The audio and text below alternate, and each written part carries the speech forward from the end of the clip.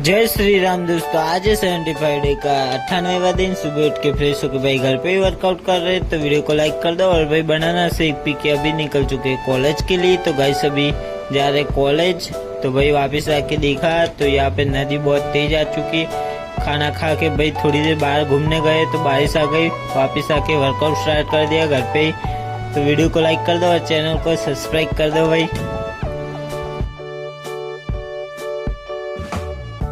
खाना खा के पढ़ाई करने बैठ गए।